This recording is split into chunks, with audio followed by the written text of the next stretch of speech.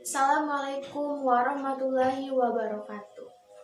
Puji sinarang syukur hayu urang panjatkeun kahadirat Allah Subhanahu wa taala anu atos maparing nikmat nyaeta nikmat iman, nikmat Islam sarta nikmat sehat kanggo urang sadaya. Salajengna shalawat miwah salam mugia tetep kacurah limpahkeun ka junjunan urang sadaya Kanjeng Nabi Muhammad sallallahu alaihi wasallam. Ka para kulawargana, para sahabatna, sareng ka urang sadaya salaku umatna. Dina kesempatan ieu simkuring bade nepikeun biantara ngeunaan pangaruh teknologi kana kahirupan. Kamakaran teknologi ayeuna nuju berkembang pesat. Salah sahijina dina bidang teknologi komunikasi. Aya seueur pangaruh anu ku urang tiasa kengingkeun ngagunakeun teknologi ieu. Aya pangaruh anu positif, aya nu negatif. Eta sadayana gumantung kana panggunaan urang nyalira.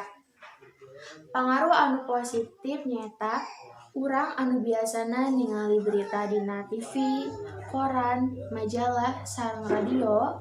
Ayeuna internet sareng gadget ngagentos media eta.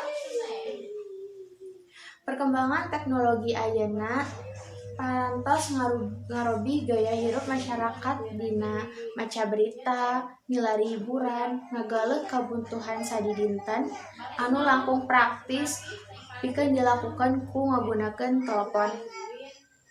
Salaku tambahan, pangaruh negatif tina ngagunakeun teknologi nyaeta perkembangan internet anu gancang oge mangaruhan kana kagiatan sejen.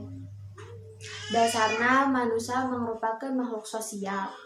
Tapi kusabab ayana teknologi ieu anu pikeun matak katagihan ngajantenkeun manusia henteu tiasa bersosialisasi.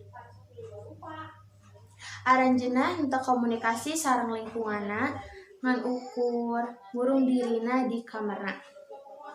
Malah ayeuna seueur murangkalih anu nganggo gadget mun saukur kanggo main game wae. Dugi kahilap waktos diajar sareng sajabina. Kukituna ka para sepuhna supaya panginten kedah sadar kana paripola barudakna anu atos nunjukkeun tanda-tanda katagihan gadget. Teknologi leres-leres ngabantos manusia dina sagala rupi bidang kahirupan. Teu jarang ayeuna manusia henteu tiasa lepas tina telepon sareng laptopna. Panginten eta bagian tina kahirupan aranjeunna. Urang kedah leres-leres ngamanfaatkeun teknologi supados henteu disalahgunakeun. Mun sakitu anu tiasa kukuring sanggakeun, pamungkas pihatur, agung cukup lumur jembar pangampura tina sagala kakirangan sareng kalekatan. Wassalamualaikum warahmatullahi wabarakatuh.